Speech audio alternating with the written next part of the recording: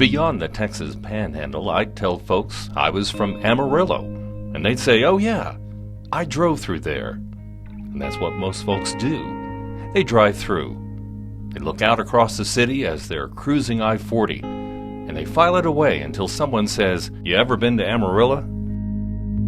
When I first moved out here, I was just a boy, and I remember looking at this big treeless plain with this big sky, and then I thought, why would anybody want to live out here? That boy had no idea about the future. But I know what it used to look like, miles and miles of grass. Imagine growing a city out of nothing but grass. Well, you don't have to imagine it. It was done. Every tree had to take root after it was planted, and many people did too. Many moved on. Some came back. They'll tell you that they're going to leave, especially the kids, when they start coming to get up. First thing they say, as soon as I can, I'm leaving this country and I ain't never coming back.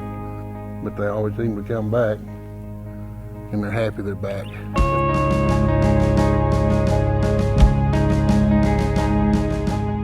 I love it when it's time to put up the flags. Every day like that is slower than most. You can see glimpses of the pace of the city years ago. I came of age at Amarillo College, a broadcaster at KVII-TV and FM 90. Spent a lot of my life in Memorial Park. Well, those days led to these days.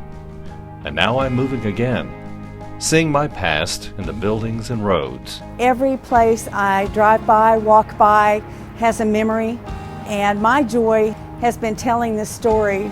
I spent a lot of time on the road in search of the Panhandle Spirit, and I never failed to find it.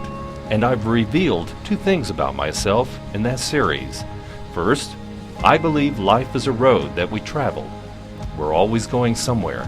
Second, in this series and in my life, the destination is where the light comes from.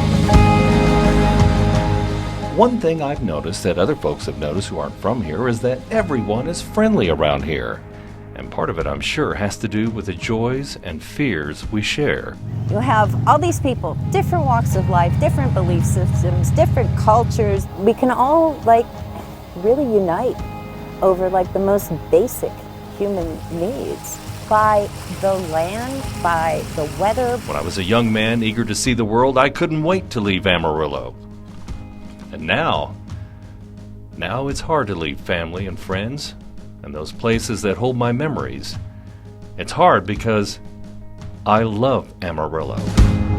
Celebrating the Panhandle Spirit, Larry Lemmons, ABC 7 News.